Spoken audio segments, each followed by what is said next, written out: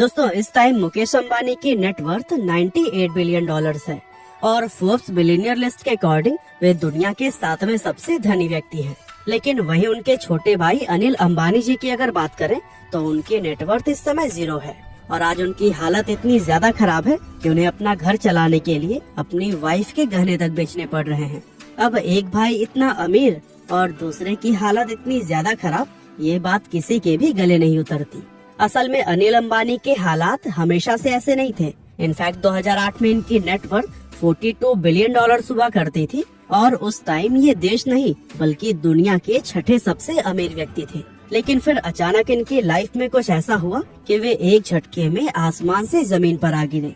अब आप लोगों ने 0 से उठकर करोड़पति बनने वाले लोगों की इंस्पिरेशनल स्टोरीज तो बहुत बार सुनी होगी, लेकिन आज हम आपको बताएंगे कि दुनिया के सबसे अमीर लोगों में शुमार किए जाने वाले अनिल अंबानी आखिर कंगाल कैसे हो गए और उनकी इस बर्बादी में उनके बड़े भाई मुकेश अंबानी का क्या रोल है। तो फिर चलिए अब इस इंटरेस्टिंग वीडियो को शुरू करते हैं।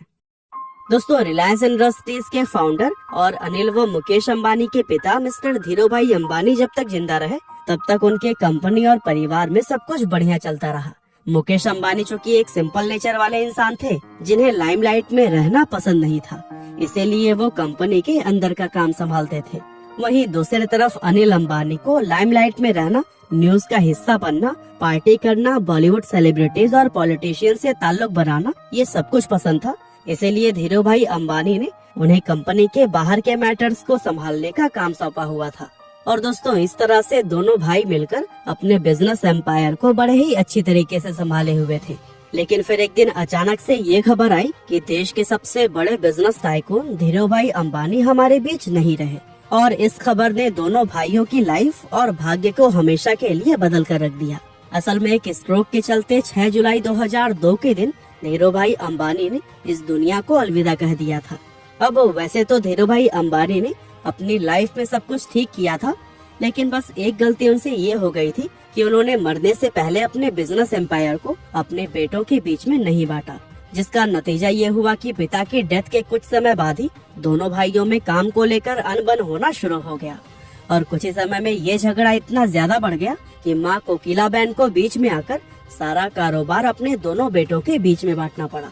इस बंटवारे में मुकेश अंबानी के पास रिलायंस इंडस्ट्रीज, रिलायंस पेट्रोलियम और रिलायंस इंडस्ट्रीज इंफ्रास्ट्रक्चर जैसी पुरानी कंपनीज आई, क्योंकि मुकेश अंबानी ने इन सभी कंपनीज को सफल बनाने में बहुत मेहनत की थी और वे इन कंपनीज को ज्यादा बेहतर तरीके से चलाना जानते थे।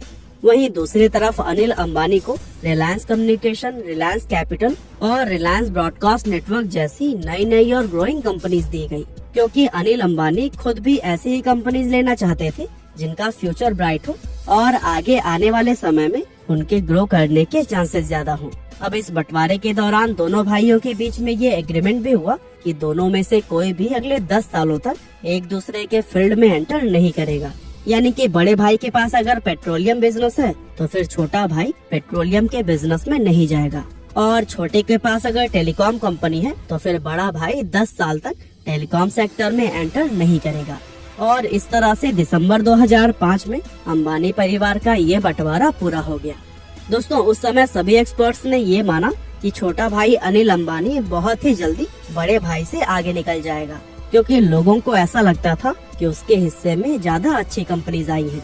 और वैसे देखा जाए तो लोगों की ये प्रेडिक्शन शुरुआत में सही साबित होती हुई भी नजर आई थी, क्योंकि ये बंटवारा होते ही अनिल अंबानी ने इस तेज रफ्तार से ग्रो किया था कि इनकी गिनती दुनिया के सबसे अमीर लोगों में की जाने लगी। नो डाउट ये अनिल अंबानी की लाइफ का गोल्डन पीरियड था, जहां अखबारों से लेकर न्यूज चैनल्स तक हर तरफ सिर्फ इन्हीं का ही नाम छाया रहता था और इनके ठाठ कुछ ऐसे थे कि ये घर से ऑफिस जाने के लिए भी हेलीकॉप्टर का ही यूज करते थे। इसके अलावा लाइमलाइट में बने रहने के लिए अनिल अंबानी ने एडलैब्स फिल्म्स नाम की एक कंपनी खरीदकर एंटरटेनमेंट इंडस्ट्री में भी एंटर कर लिया, जहां पहले तो उन्होंने साल 2009 में इस कंपनी का नाम बदलकर रिलायंस मीडिया वर्क्स रख दिया और फिर famous Hollywood director Steven Spielberg के साथ मिलकर एक ज्वाइंट वेंचर के जरिए कई फिल्मों का प्रोडक्शन भी किया। अब आपकी जानकारी के लिए हम बता दें कि उनके प्रोडक्शन में बनी लिंकन नाम की एक फिल्म ने ऑस्कर अवार्ड भी जीता था।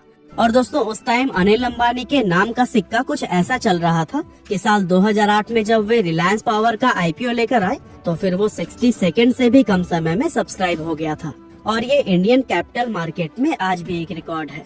इन सब के अलावा अपने पॉलिटिकल रिलेशन की हेल्प से अनिल अंबानी 2 साल के लिए राज्यसभा के एमपी भी रहे थे और अभी तक अनिल अंबानी की लाइफ में सब कुछ बहुत बढ़िया चल रहा था। बहरहाल हम अनिल अंबानी के स्टोरी को कंटिन्यू करते हैं। दोस्तों अनिल अंबानी अपनी लाइफ में बहुत तेज रफ्तार से ग्रो करना चाहते थे, इसलिए उन्होंने कारोबार को बढ़ाने के लिए अपनी हर एक कंपनी में बड़े बड़े इन्वेस्टमेंट करने शुरू कर दिए और इसी दौरान रिलायंस कम्युनिकेशन में लगभग $2 बिलियन का इन्वेस्टमेंट करके वे 3G टेक्नोलॉजी को लेकर आए और इस टेक्नोलॉजी की हेल्प से वे टेलीकॉम इंडस्ट्री के किंग भी बन गए, जहां इस सेक्टर में उनकी कंपनी 2006 से 2010 तक नंबर 1 पर बनी रही।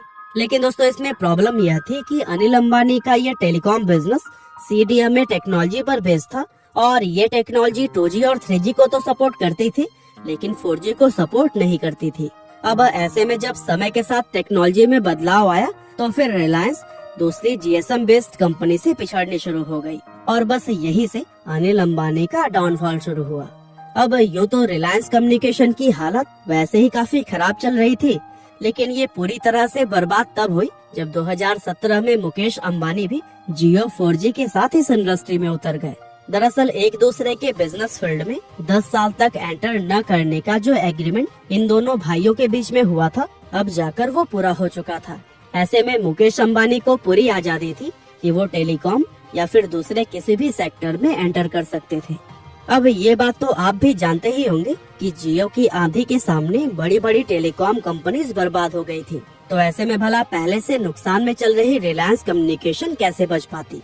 और इस तरह से जियो के सामने ये कंपनी भी बैंक करप्ट होकर हमेशा के लिए बंद हो गई। इसके अलावा अनिल अंबानी को अपने बड़े भाई से दूसरा झटका ये लगा कि उन्होंने अपनी गैस का प्राइस बढ़ाकर डबल कर दिया था।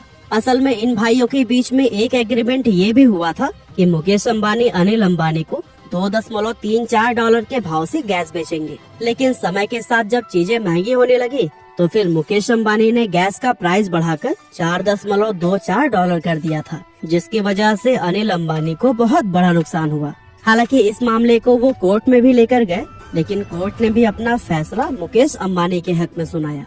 इसके अलावा अनिल अंबानी ने अपनी लाइफ में कई सारे ऐसे गलत फैसले भी लिए जिनकी वजह से उन्हें हर बार नुकसान उठाना पड़ा।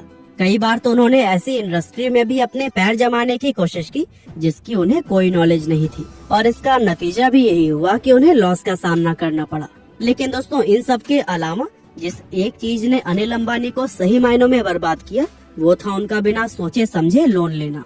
दरअसल जिस समय अनिल अंबानी का डाउनफॉल शुरू हुआ था तब अपनी कंपनीज को लॉस से बाहर निकालने के लिए उन्होंने बड़े बड़े लोन लेना भी शुरू कर दिया था। साथ ही नए नए बिजनेस में एंटर करने के लिए भी उन्होंने बहुत बार लोन उठाए थे। अब ऐसे में जब उनके बिजनेसेस ये लोन का पैसा लगाने के बाद भी नहीं चल पाए तो फिर उनके द्वारा लिए गए ये लोन डिफॉल्ट होने लगे और देखते ही देखते इनके ऊपर हजारों करोड़ों रुपए का कर्जा हो गया था। आपको जानकर हैरानी होगी कि इन लोन्स की वजह से एक समय अनिल अंबानी पर $7 बिलियन का कर्जा था और 2019 के दौरान तो एरिक्सन कंपनी के $80 मिलियन न चुकाने के जुर्म में इन्हें जेल भी होने वाली थी। लेकिन तब लास्ट मोमेंट पर बड़े भाई मुकेश अंबानी ने ये 80 मिलियन चुकाकर उन्हें जेल जाने से बचा लिया था। अब इस समय की अगर बात करें तो आज अनिल अंबानी की ज्यादातर कंपनीज या तो बर्बाद होकर बंद हो चुकी हैं या फिर वो अपना कर्जा चुकाने के लिए उन्हें बेच चुके हैं।